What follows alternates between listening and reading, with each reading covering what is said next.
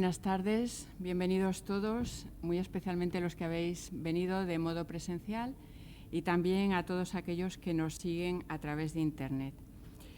Cerramos esta tarde el ciclo de conferencias del Aula Shekel del curso 2021-2022. Como todos sabemos, un curso todavía marcado por la pandemia y, sin embargo, podemos decir que las actividades de este aula, como a lo largo de toda su trayectoria, se han caracterizado por la calidad de las aportaciones y una calidad de la que invito a todos a disfrutar todavía a través del canal de YouTube de la Universidad Pontificia Comillas en la lista de la Facultad de Teología o bien accediendo a Comillas TV a través de la web de la universidad. Ahí están colgadas todas las aportaciones. Han sido un conjunto de magníficas conferencias impartidas por los profesores Enrique Sanz, actual rector de la universidad, Elisa Estevez, Fernando Rivas en una conferencia conjunta con el Aula de Espiritualidad Pedro Fabro, Víctor Herrero, Marta García, Pedro Zamora y Francisco Ramírez, actual decano de la Facultad de Teología. Y hoy culminamos este itinerario con el profesor Pablo Alonso Vicente, a quien tengo el gusto de presentar, aunque ya es conocido en esta aula, pero por si alguien se incorpora nuevo. Pablo Alonso es jesuita, es docente en la Facultad de Teología de la Universidad desde el 2007, aunque con alguna interrupción, como ahora explicaré. Obtuvo la licenciatura en Filología Bíblica Trilingüe en la Universidad Complutense de Madrid en 1995 y en Ciencias Bíblicas en el Instituto Bíblico de Roma en 2002. Se doctoró en Teología en la Universidad Católica de Lovaina en 2006 y al año siguiente comenzó su docencia en la Facultad de Teología en esta Universidad Pontificia Comillas en el área de Sagrada Escritura, hasta el 2011. En este año hubo de interrumpir la docencia al ser nombrado maestro de novicios de la provincia de España de la Compañía de Jesús hasta el año 2016. En el 2017 se reincorporó a la universidad, donde imparte cursos de grado y de posgrado, aunque todavía sin dejar el ámbito formativo, pues desde 2014 hasta el 2020 ha sido delegado de formación de la provincia de España de la Compañía de Jesús. Además, también entre el 2018 y el 2021 ha sido director del Departamento de Sagrada Escritura e Historia de la Iglesia. Bueno, pues este recorrido nos da ya las claves del perfil que aporta Pablo tanto a la facultad como al Aula Shekel. Estamos ante un biblista y un formador, por supuesto, ignaciano, en el que podemos decir además que ambos campos se encuentran también desde sus propias áreas de investigación, centradas en el Evangelio de San Marcos y en el seguimiento y el discipulado en los Evangelios. Algunos de los títulos, aunque estas cosas aparecen en Internet, pero algunos de los títulos de estudios y artículos son significativos en esta línea. La espiritualidad del seguimiento y discipulado en el Evangelio de San Marcos, la oración de Jesús en el Evangelio de Marcos, o temas como la paz o la persecución de los creyentes en la Escritura. El tema del que nos va a hablar hoy combina también estos intereses y su conferencia lleva por título Mirar a Jesús para aprender a discernir. Le escuchamos con gusto. Pues muchas gracias, María Jesús, por la bienvenida, por la presentación y buenas tardes a todos y a todas. Vamos a ir proyectando también los textos y el guión de la conferencia para que sea más fácil seguirla.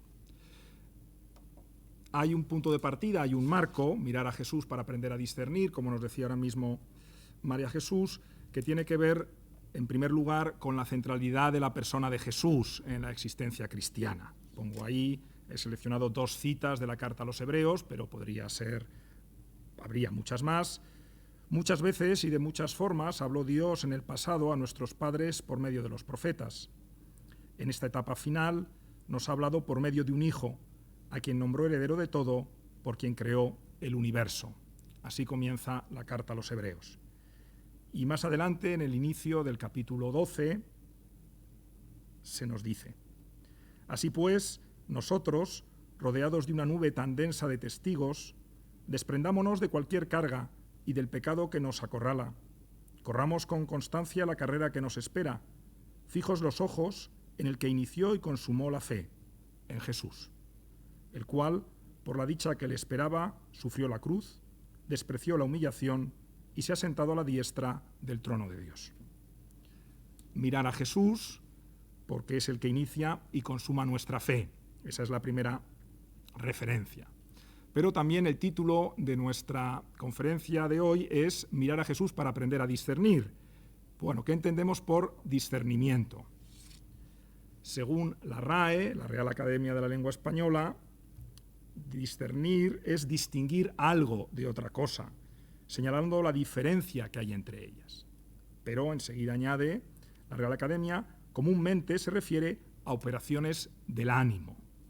Estamos ante algo que no es solo externo, no tiene que ver solo con distinguir una cosa de otra, sino que es una operación interna al ser humano. Desde la teología espiritual he escogido esta definición de San Juan Clímaco, allí en el segunda mitad del siglo VI, comienzos del siglo VII. Y él dice: el discernimiento es una segura percepción de la voluntad de Dios en todas las ocasiones, en todo lugar y en cualquier circunstancia. Ahí, nada más y nada menos. El discernimiento como esa percepción segura de la voluntad de Dios, se entiende, para abrazarla, para seguirla.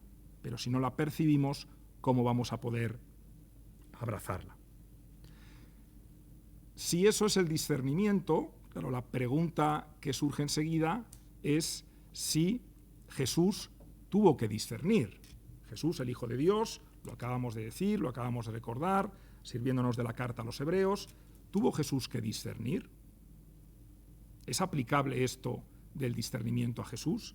¿Esto de distinguir, esto de percibir la voluntad de Dios? Bueno, pues nos servimos, podríamos servirnos de más, pero por de ser concisos e ir entrando en materia, San Lucas. Dice San Lucas, a propósito de la infancia de Jesús, en el capítulo 2, recojo ahí dos citas. El niño crecía y se fortalecía, llenándose de sabiduría. Eso es Lucas 2, capítulo 2, versículo 40. Y un poquito más adelante, justo al concluir los evangelios de la infancia, afirma San Lucas: Jesús progresaba en sabiduría, en estatura y en gracia ante Dios y ante los hombres. Efectivamente, la Escritura, San Lucas, uno de los evangelistas, nos deja ese testimonio del progreso de Jesús. Del progreso de Jesús en estatura, eso es fácil de asimilar, era un niño, se hizo adulto, pero también en sabiduría, lo ha dicho ya antes, y en gracia. Jesús crecía, Jesús creció. Y también viene en nuestra ayuda el magisterio de la Iglesia, que consistentemente ha afirmado siempre en esa unión, en la única persona de Jesús, de las dos naturalezas, la humana y de la divina, pues esa presencia, esa existencia de dos voluntades en Jesús. En Jesús hay una voluntad divina y una voluntad humana. Y efectivamente, porque en Jesús hay una voluntad humana, como enseñó el Vaticano II, Gaudium et Spes 22, como nos recuerda Juan Pablo II en la Redemptor Hominis, por eso puede afirmar tanto el Vaticano II como luego recoger esas palabras Juan Pablo II, como digo, en la Redemptor Hominis, que el misterio del hombre solo se esclarece en el misterio del Verbo encarnado.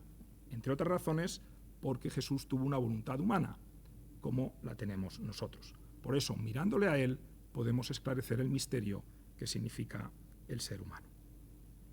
Bien, pues entro ya en materia y me quiero ceñir, fundamentalmente para dar una unidad a la presentación, voy a ceñirme al Evangelio de Marcos. Voy a ir haciendo una presentación, una selección de textos, desde el principio hasta el final, recorriendo el Evangelio de Marcos y subrayando algunas claves que que nos puedan ayudar a entender qué fue el discernimiento en Jesús y qué está llamado a ser el discernimiento en nosotros. Para situarnos, para no empezar así de la nada, quiero arrancar desde el primer día de la vida de Jesús, que nos cuenta San Marcos en el capítulo 1, versículos 21 al 39. Es una unidad en el Evangelio bien delimitada. Los autores que comentan el Evangelio de Marcos están todos de acuerdo en reconocer que entre Marcos 1:21, donde se nos dice que Jesús llegó a Cafarnaún y al poco de llegar entró el sábado en la sinagoga y se puso a enseñar, eso es Marcos 1:21, hasta Marcos 1:39, que se nos dice que Jesús se puso a recorrer toda Galilea predicando en sus sinagogas y expulsando los demonios. Ahí San Marcos nos ha narrado en detalle 24 horas, el primer día de la vida pública de Jesús. Vamos a situarnos para poder luego arrancar en nuestro recorrido por el discernimiento. Bien, en esa primera jornada, como le llaman los libros, la jornada de Cafarnaún, ese primer día de la vida pública de Jesús, distinguimos 3 momentos y 3 lugares, nos dice San Marcos. Primero se nos dice lo que hace Jesús la mañana del sábado. Lo acabo de recordar, Jesús fue a la sinagoga. Luego se nos habla de lo que Jesús hace cuando sale de la sinagoga. ¿A dónde va? Va a la casa de Simón y Andrés. Y por último, se nos va a decir que de madrugada Jesús salió al descampado.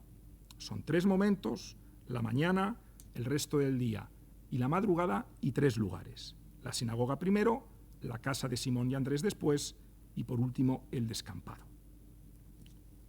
¿Qué hace Jesús en estos lugares? Bueno, en la sinagoga Jesús enseña y expulsa un demonio. Será su primer exorcismo en el Evangelio. Estamos en el capítulo 1, comenzando su vida pública. En la casa de Simón y Andrés se nos dice que primero curó a la suegra de Pedro, que tenía fiebre, e inmediatamente se nos dice que al anochecer le llevaron a todos los enfermos que había en el pueblo, en Cafarnaún, y que Jesús los fue curando. Y finalmente, cuando Jesús de noche sale al descampado, ¿qué es lo que hace? Nos informa San Marcos que Jesús oró. Jesús se puso a rezar. Es la primera vez que Jesús reza, que Jesús se nos dice que Jesús rece en el Evangelio. En definitiva, ¿qué aprendemos sobre Jesús en este primer día? ¿Cuál es el punto de partida? ¿Dónde nos sitúa San Marcos al comienzo del Evangelio? Bueno, pues nos dice 4 cosas esenciales para entender a Jesús, cuya vida nos está empezando a narrar. Primero, que Jesús tiene discípulos. Y con ellos los ha llamado justo antes, y con ellos ha ido a la sinagoga, y luego se dirige a la casa de 2 de ellos, de Simón y de Andrés. Segundo, aprendemos que Jesús enseña. Jesús ha enseñado en la sinagoga. En tercer lugar, también hemos aprendido que Jesús cura. Jesús expulsa un demonio en la sinagoga, libera a un hombre que estaba endemoniado, y luego en la casa de Pedro, en la casa de Simón Pedro, cura primero a la suegra y luego a las personas que le llevan. Y por último, 4ª cosa de la que nos informa San Marcos en este arranque del Evangelio, Jesús ora, Jesús reza. Ahí estamos. Ese es Jesús, esos son los primeros rasgos esenciales que el evangelista nos proporciona sobre Jesús, y comenzamos a leer el Evangelio. Y entramos en concreto en esta última escena de esa primera jornada, que es el primer ejemplo al que me quiero referir, Marcos 1, 35, 39. Tenemos ahí el texto, lo leo. Muy de madrugada, cuando todavía estaba oscuro, se levantó, salió y se dirigió a un lugar despoblado, donde estuvo orando. Simón y sus compañeros fueron tras él, y cuando lo encontraron, le dijeron: «Todos te están buscando». Le respondió: «Vámonos de aquí a las aldeas vecinas, para predicar también allí, pues para eso he salido». Y fue predicando en sus sinagogas y expulsando demonios por toda Galilea. Si intentamos desentrañar este texto, descubrir qué es lo que ocurre, ¿qué podemos decir? Bueno, en primer lugar, Jesús, hemos escuchado, sale de noche. va a un lugar desierto y ora. Esa es la acción de Jesús. En un segundo momento, aprendemos que Simón y sus compañeros van tras él y le informan a Jesús: todos te buscan. Y Jesús responde: vamos a otra parte, para eso he salido. Hasta ahora nada nuevo, simplemente recordamos y profundizamos en la información, en los datos esenciales de este texto. Pero si damos un paso más, y esa va a ser, por así decir, la metodología de esta conferencia, voy a elegir una serie de textos, he elegido una serie de textos, vamos a caer en la cuenta de lo que nos narran, pero vamos a intentar profundizar en la dinámica de lo que ocurre en Jesús, porque queremos mirar a Jesús para aprender a discernir. Entonces, ¿qué le ocurre a Jesús por dentro? ¿Qué se mueve ahí? Bueno, ¿qué podemos decir? En primer lugar, que Jesús se ha encontrado con su Padre. Recordamos, Jesús ha salido a orar de madrugada, estando todavía oscuro. Jesús se ha encontrado con su Padre, eso es orar.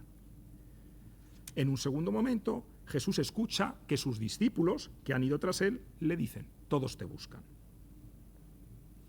Podemos entender que Jesús pondera, valora en su interior ese mensaje que los discípulos le dan. Y Jesús toma una decisión.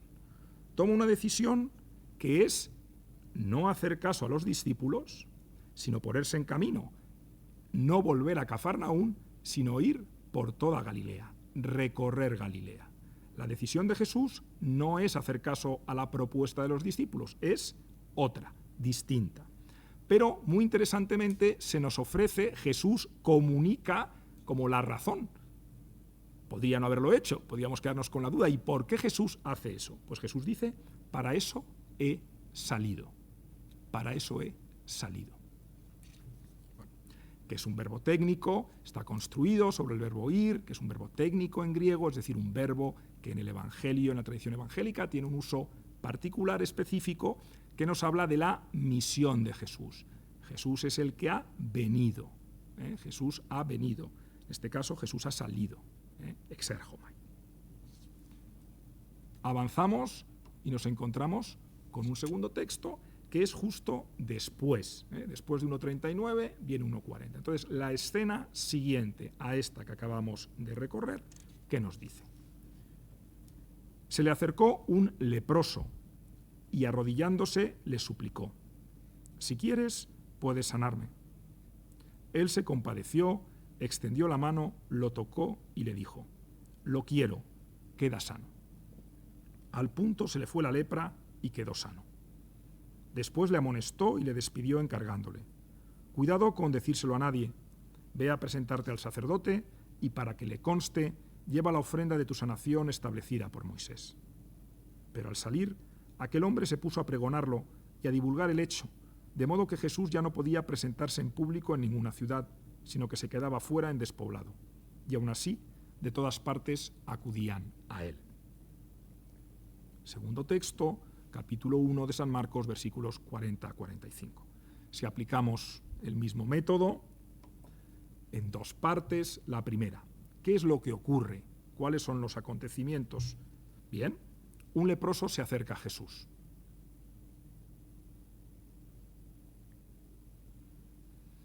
Jesús, nos dice San Marcos, se compadeció.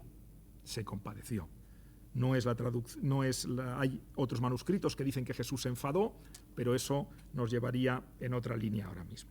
En cualquier caso, Jesús reacciona y, según dice la mayoría de los textos, la mayoría de los manuscritos, Jesús se compadeció. Y Jesús toca al leproso y el leproso queda inmediatamente curado. Son dos cosas. Jesús lo toca e inmediatamente, al instante, dice San Marcos, quedó curado. Es verdad que Jesús le dice al leproso: ahora ve al sacerdote, preséntate, porque los sacerdotes, como sabemos, eran quienes declaraban a la gente enferma o no de lepra, quienes declaraban la enfermedad y, por tanto, el aislamiento de la comunidad, o quienes declaraban la curación y, por tanto, la posibilidad de reintegrarse a la vida en común.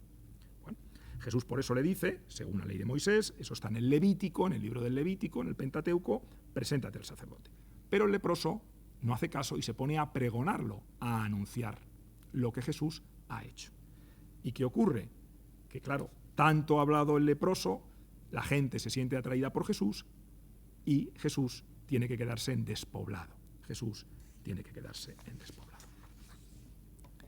¿Qué le ocurre por dentro a Jesús? Podemos profundizar, podemos intentar esclarecer un poco qué ha ocurrido.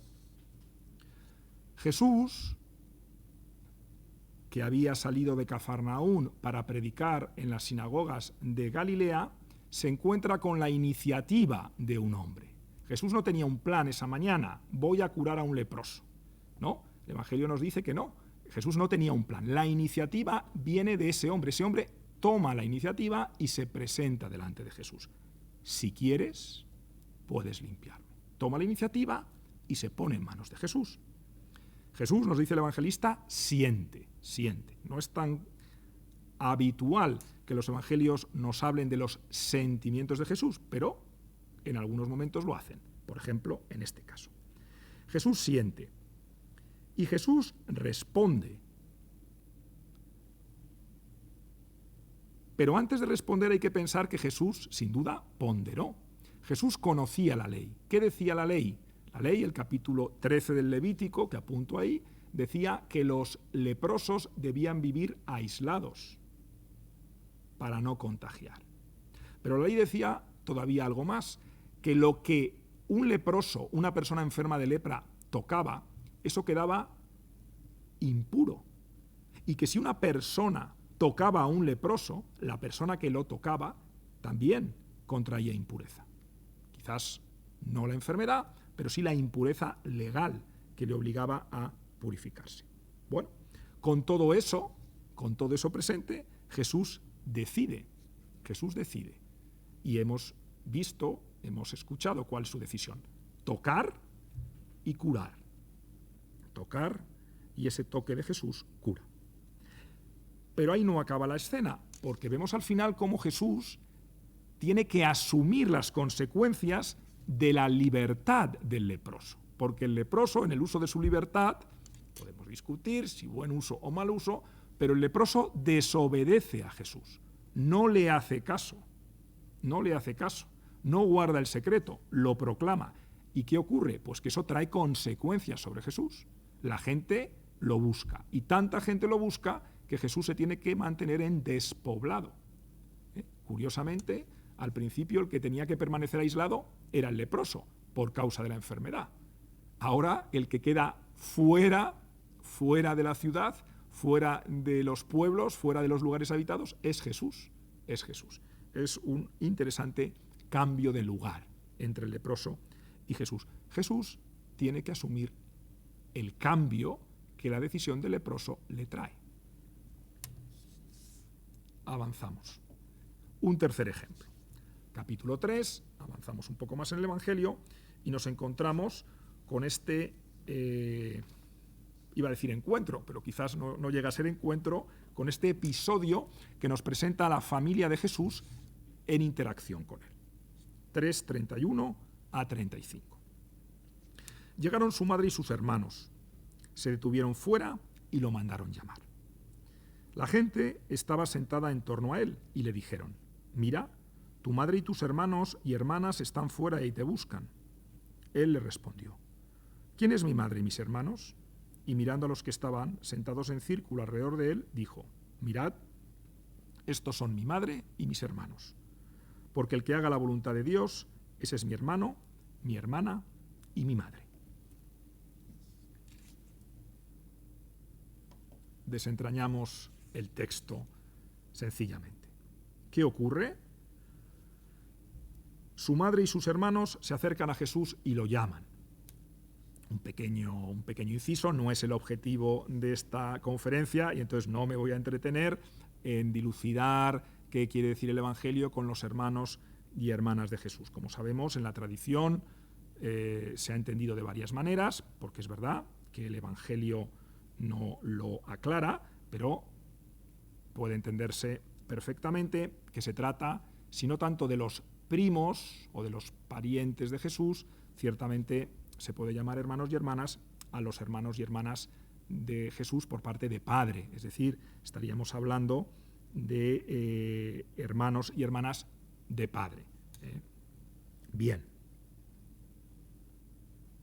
Jesús, en este caso, parece que piensa en voz alta, se pregunta, ¿quién es mi madre y mis hermanos? Jesús piensa en voz alta. Y Jesús se contesta también en voz alta. Y vemos que redefine lo que es su familia. Está claro que de entrada, cuando se habla de madre y de hermanos de Jesús, se está adoptando la perspectiva de la sangre. Claro, de alguna manera se comparte la sangre, los lazos de sangre, es lo que define a una familia. Ese es el punto de partida del texto. Pero Jesús redefine completamente eso. Quien cumple la voluntad de Dios es su madre, su hermano y su hermana. Jesús redefine el criterio de pertenencia a su familia. Y vemos que Jesús también toma una decisión, porque Jesús no sale. La familia, su madre y hermanos estaban allí, le llamaron, Jesús no salió. Jesús no salió. Hay también una decisión, que en este caso es no hacer caso, no responder positivamente a la demanda que le presentan su madre y sus hermanos. Entonces,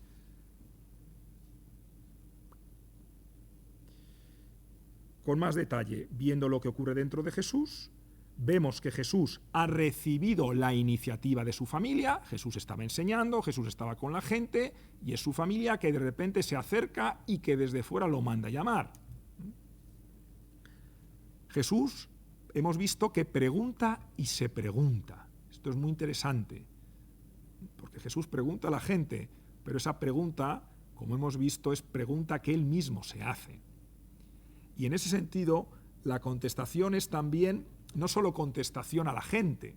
Jesús contesta a la gente, efectivamente, responde a la pregunta que él mismo ha formulado, pero la respuesta de Jesús es también respuesta a sí mismo. Jesús contesta y se contesta, y se contesta.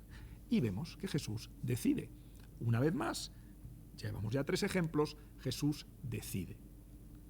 Como acabo de señalar, y en este caso no responde positivamente, se queda dentro. No nos dice San Marcos que Jesús saliera al encuentro de su familia. Cuarto ejemplo. Si todo va bien, veremos 6. Si veo que se nos acaba el tiempo, pues acortaré alguno. Pero al cuarto, sin duda, llevamos ahora más o menos la mitad. Sin dificultad podemos abordarlo. El texto número 4 está tomado del capítulo 6 del Evangelio de Marcos, versículos 45 al 53, es lo que los comentaristas suelen llamar la sección de los panes, viene justo a continuación de la primera multiplicación de los panes. San Marcos, como luego también hará San Mateo, nos narra 2 multiplicaciones de los panes realizadas por Jesús, pues después de la primera multiplicación encontramos este texto. Enseguida, después de la multiplicación primera, obligó a sus discípulos a que se embarcaran y lo precedieran a la otra orilla, a Betsaida, mientras él despedía a la gente. Después de esto, subió al monte a orar. Anochecía y la barca estaba en medio del lago y él a solas en la costa. Viéndolos fatigados de remar, porque tenían viento contrario, hacia la madrugada se acercó a ellos caminando sobre el agua, intentando adelantarlos. Al verlo caminar sobre el lago, creyeron que era un fantasma y gritaron, pues todos lo habían visto y estaban espantados. Pero él inmediatamente les habló y les dijo, animaos, soy yo, no temáis. Subió a la barca con ellos y el viento cesó. Estaban absolutamente pasmados, ya que no habían entendido lo de los panes, pues tenían la mente cerrada. Terminada la travesía, tocaron tierra en Genesaret y atracaron.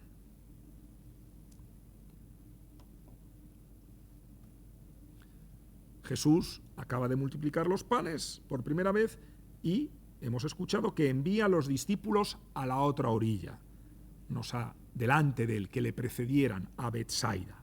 Y él se va a orar. En un segundo momento se nos informa que los discípulos están en la barca remando con dificultades. El viento era contrario y Jesús va caminando sobre las aguas hacia ellos.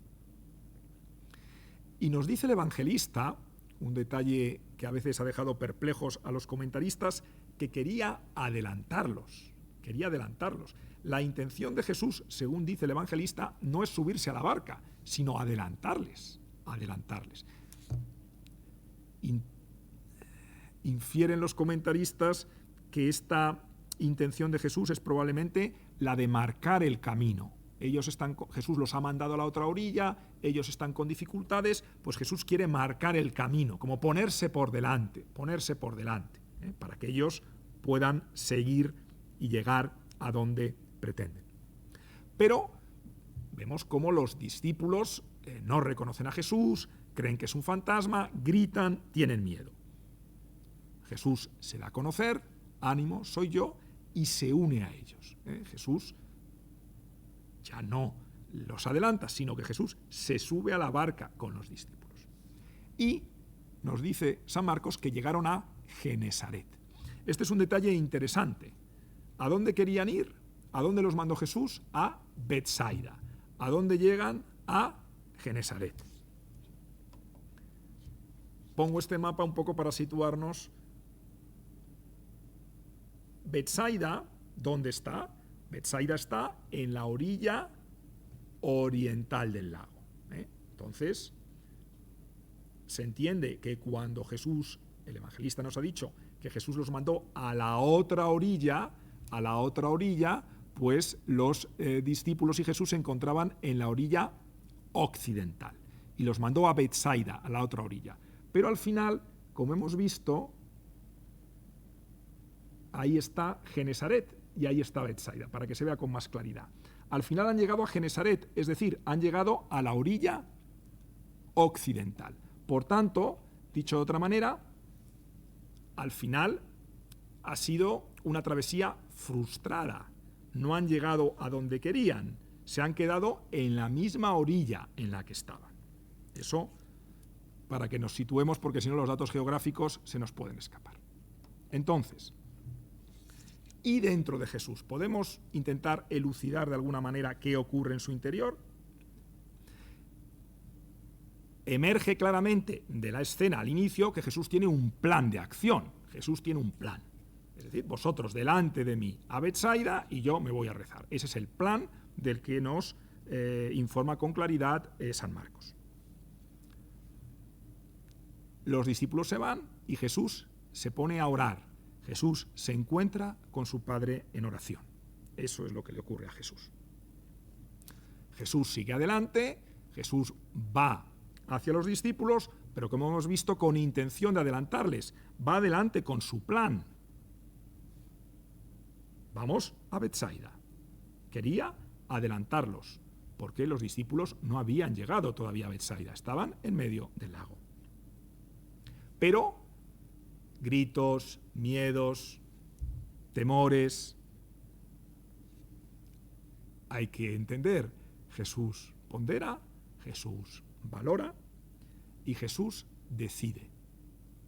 Y Jesús cambia de planes, porque Él quería adelantarlos, pero acaba subiéndose a la barca. Jesús cambia su plan inicial y eso se refleja en el cambio de destino. Al final no han acabado en Betsaida, han acabado en Genesaret, han acabado en la misma orilla, como hemos visto en el mapa, de la que partieron. Cambio de plan, cambio de destino.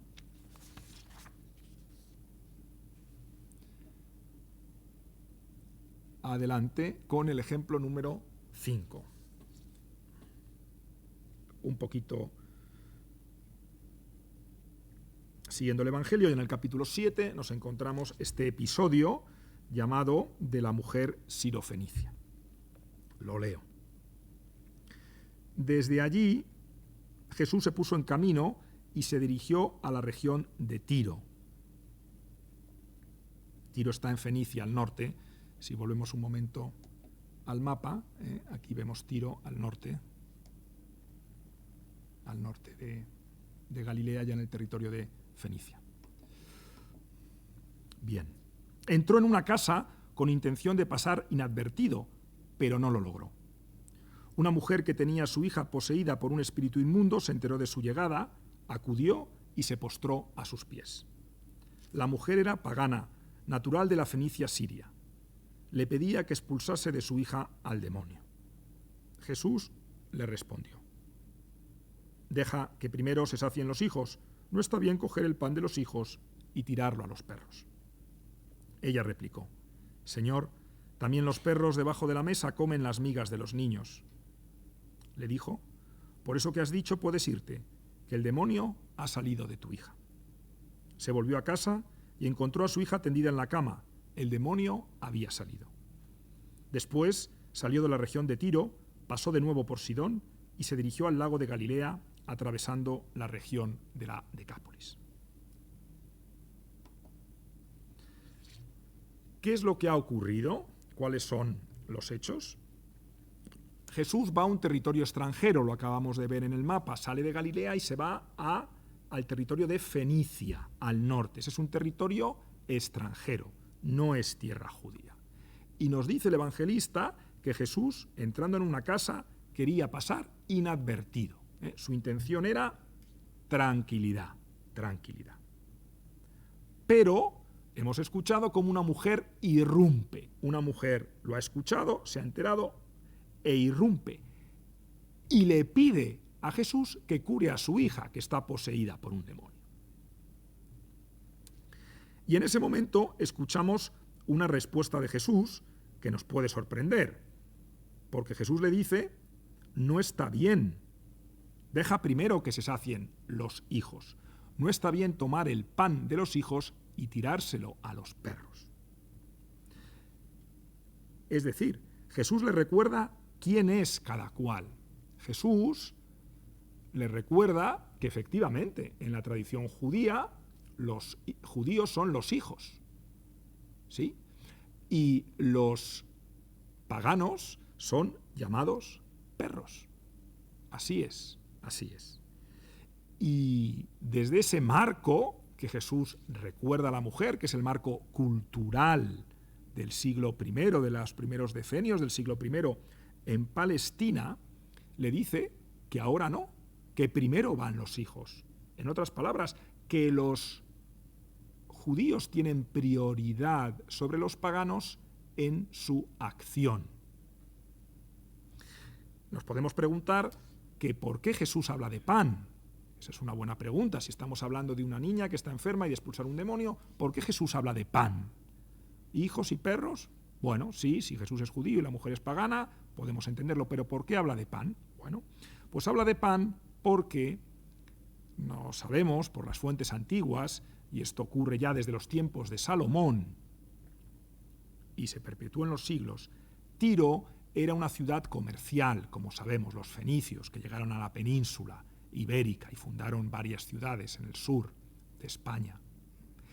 Los fenicios eran comerciantes, pero los fenicios no tenían territorio para plantar cereales. Y entonces lo que hacían los fenicios era viajar al sur, a Galilea, y comprar allí su trigo. Y como ellos tenían dinero, porque eran comerciantes, pues compraban todo el trigo al precio que les pidieran y se lo llevaban. Pero luego eso significaba que los galileos, y hay que recordar que Jesús era galileo, se quedaban sin trigo, porque se lo habían llevado los fenicios con los que no podían competir. Entonces, ese dato histórico, económico, sociológico, del que tenemos constancia, más de 1000 años esto venía ocurriendo en la antigüedad, Fenicia se llevaba el trigo de Galilea. Lo pagaba, sí, pero dejaba a los galileos sin él. Nos hace entender esta imagen que Jesús utiliza y que sin duda la mujer comprendió. Pero lo que sorprende aquí es cómo la respuesta con la que la mujer responde a Jesús. La respuesta que la mujer construye y le da a Jesús. porque la mujer le dice, la mujer no entra a discutir con Jesús, no dice, pero qué cosas has dicho, perros, hijos, ¿de qué estás hablando? No. La mujer dice, mantiene la imagen de Jesús, pero le da un giro. También los perros debajo de la mesa comen las migas de los niños. La mujer cambia el tiempo. Donde Jesús había dicho primero unos y después otros, la mujer introduce la simultaneidad.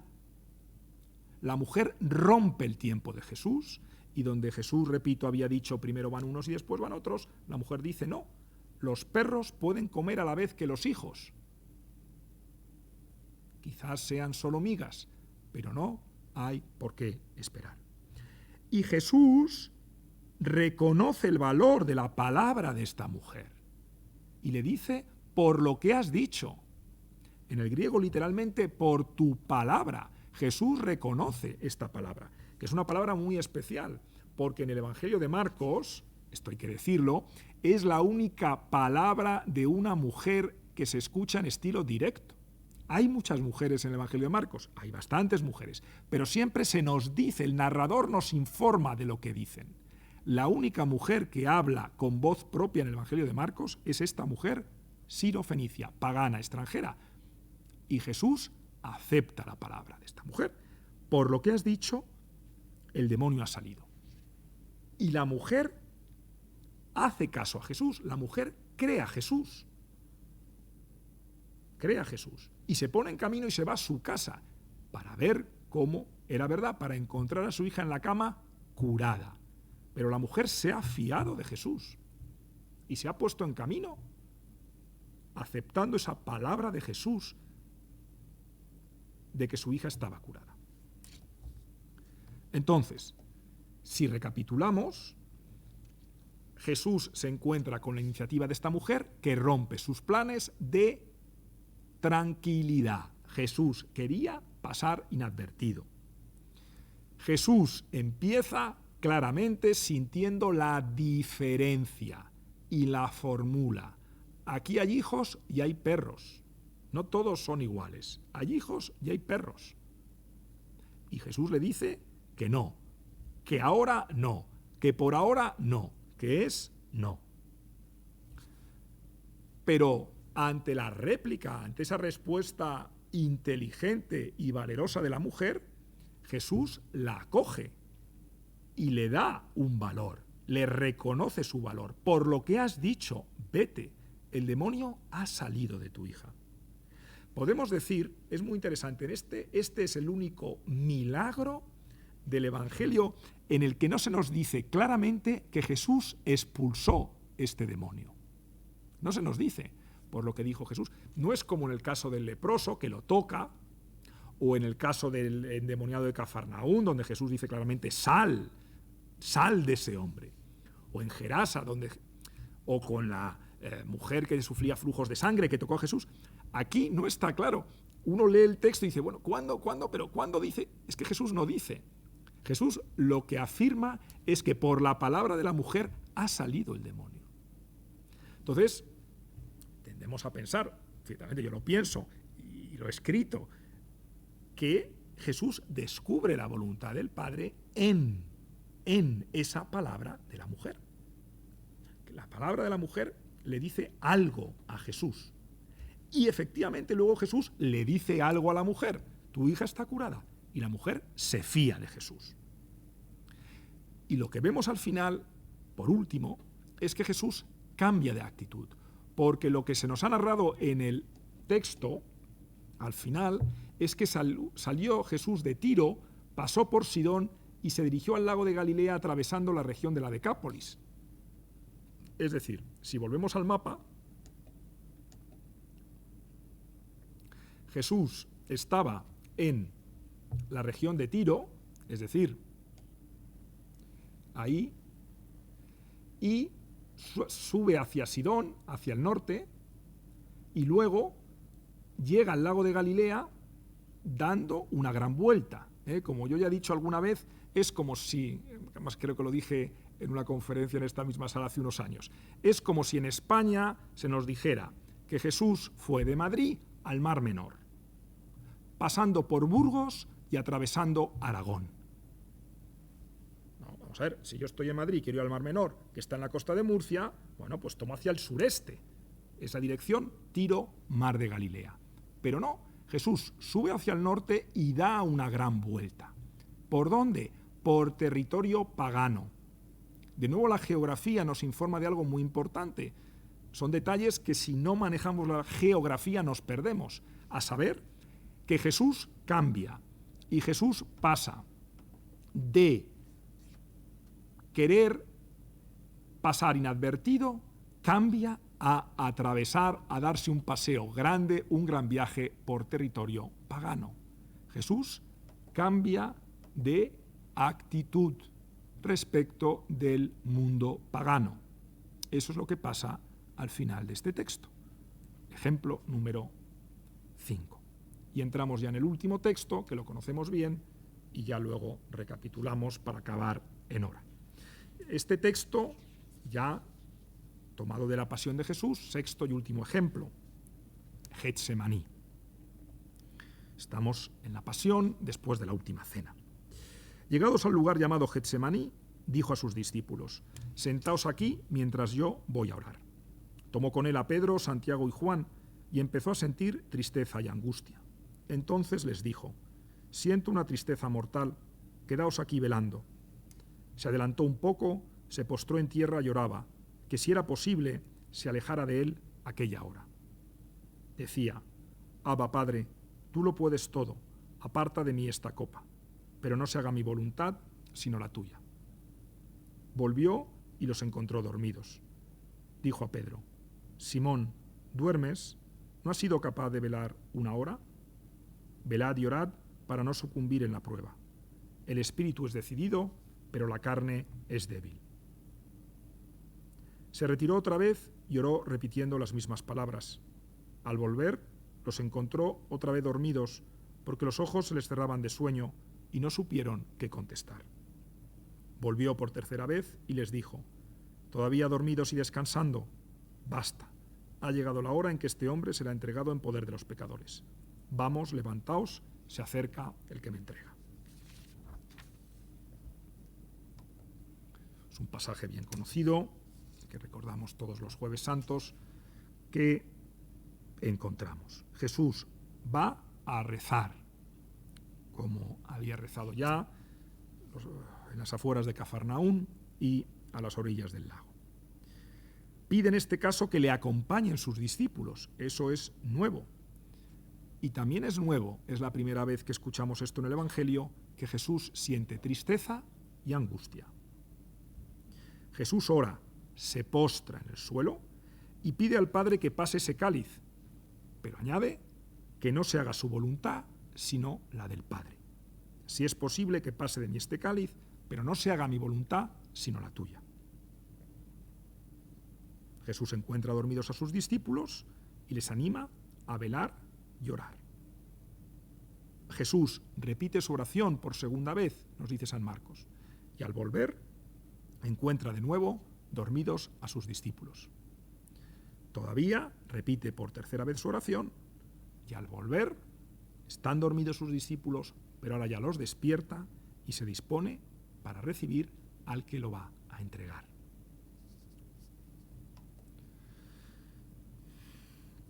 Y siendo consistentes con esta metodología que nos hemos planteado esta tarde, Jesús va a rezar y, como digo, sorprendentemente o de forma nueva en el Evangelio, desea compañía. Hasta ahora no lo había deseado para orar. Ahora sí. Se nos dice que siente mucha tristeza y angustia. De nuevo, un pasaje de esos pocos pasajes en los que se nos comunica los sentimientos de Jesús, lo que se mueve dentro de Jesús. Jesús siente, en segundo lugar, que Dios es su Padre, Abba, esa palabra de origen arameo que el Evangelio de Marcos ha conservado, que también conocemos por las cartas de San Pablo, Abba, Padre. Jesús siente, sabe que que Dios es su Padre y se dirige a Él llamándolo así. Jesús quiere que el sufrimiento pase, pero sobre todo quiere hacer la voluntad del Padre. No teme expresarle a su Padre su voluntad, su preferencia, pero sobre todo quiere hacer la voluntad del Padre. Jesús busca apoyo en sus discípulos y no lo encuentra. 3 veces los ve dormidos. Jesús repite su oración, pero el apoyo no llega. Pero al final, después de la 3ª vez, vemos que Jesús ya está decidido a afrontar a aquel que viene, que él sabe que viene a entregarlo. Pero Jesús lo afronta. Hay también una evolución en Jesús, un cambio. Vemos que ese Jesús que quería que pasara ese cáliz, si era posible, al final se muestra dispuesto a beberlo. Siguiendo con la metáfora, afronta a aquel que lo va a entregar.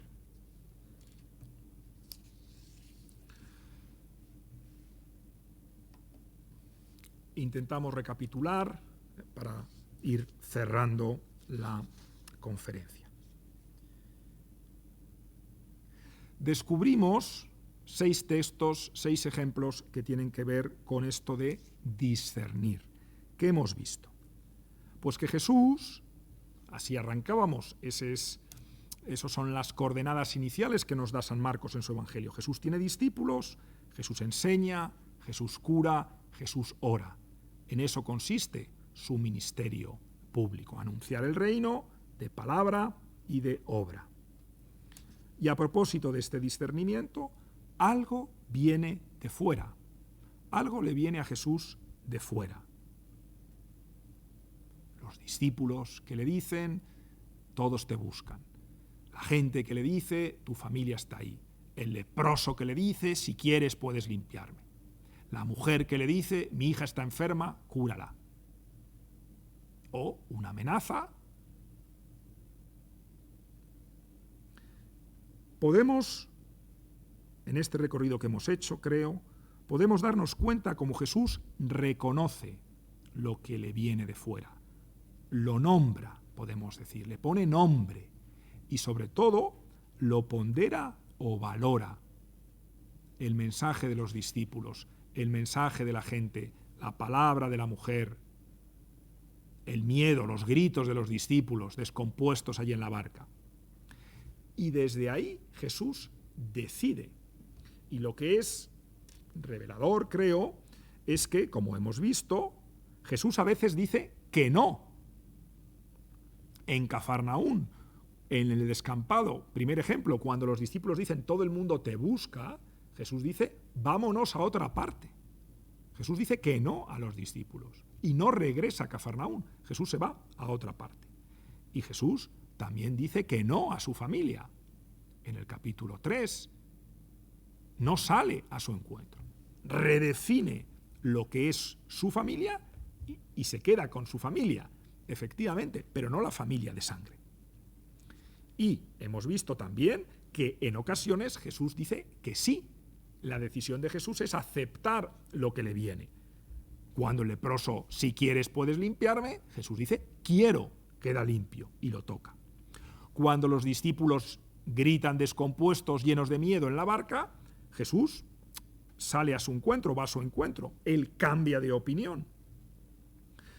Lo mismo con la sirofenicia y lo mismo con el Padre en Getsemaní.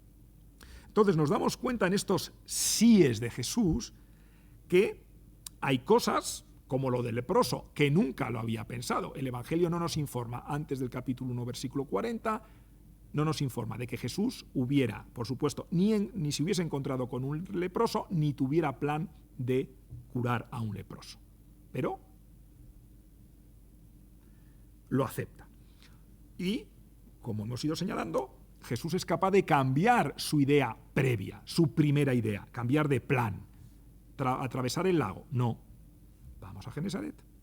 O con la sirofenicia, ni está tranquilo y es capaz de romper la prioridad, de aceptar que no van primero los judíos, sino de aceptar la simultaneidad.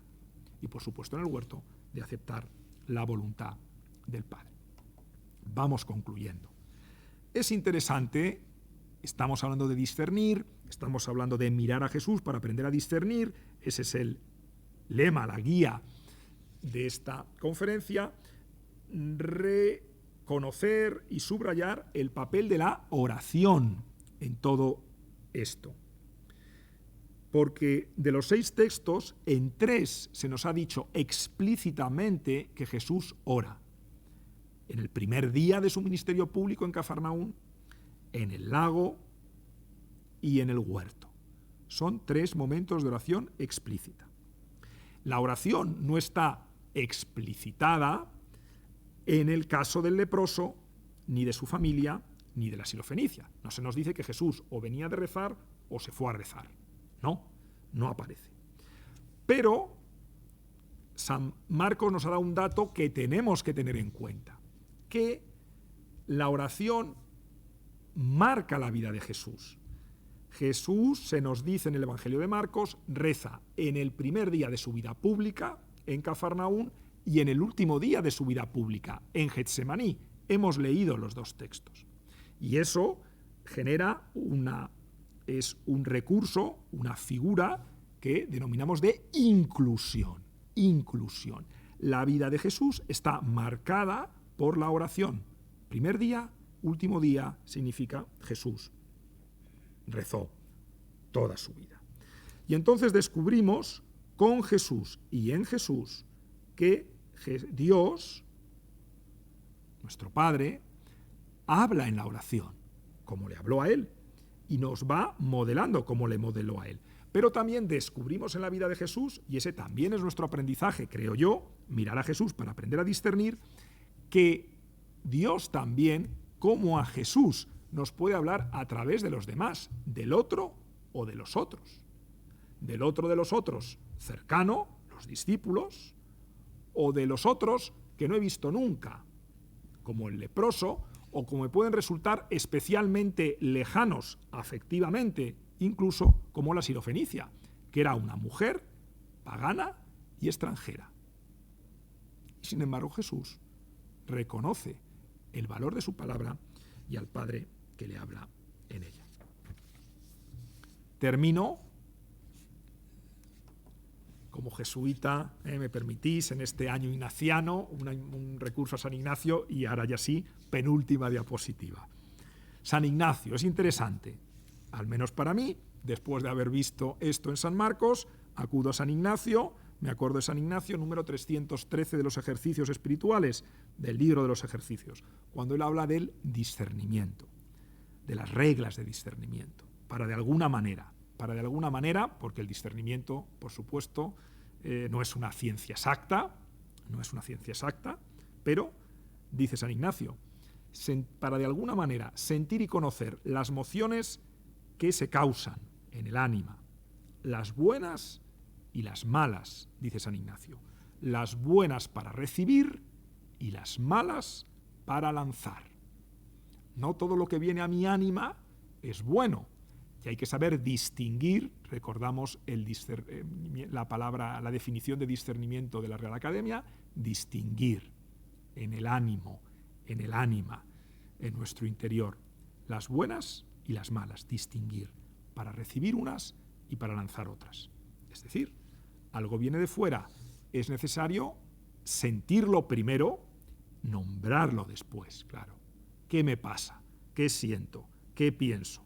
¿Qué se me ocurre? Valorarlo, calificarlo, para desde ahí poder decidir y actuar. Muchas gracias.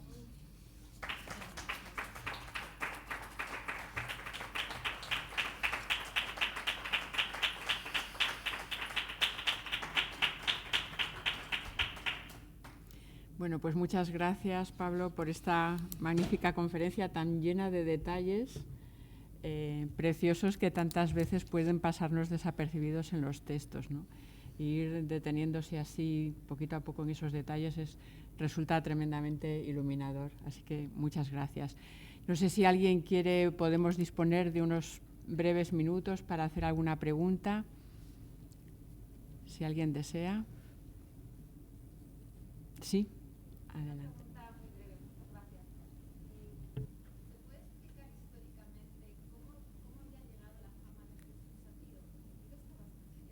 Sí. Sí.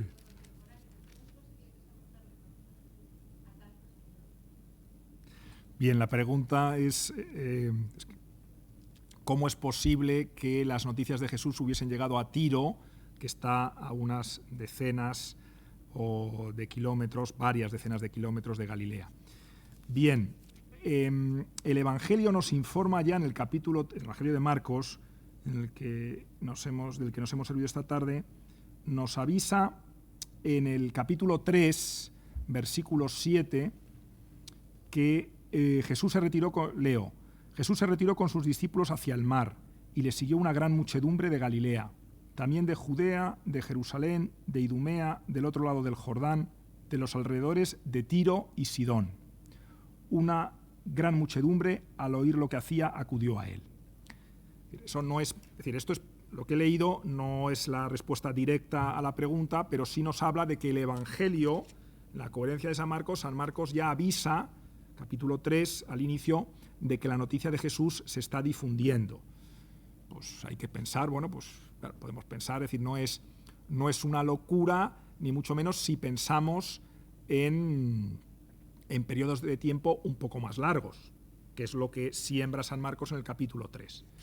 Por tanto, en el capítulo 7, pues alguien puede decir, ha llegado Jesús, y la mujer enterarse. Entonces, claro, no hay una explicación, no hay una respuesta directa, pero el Evangelio sí lo prepara anunciando que el impacto de Jesús sobrepasa lo que es Galilea y Judea ya muy pronto al inicio de este capítulo 3.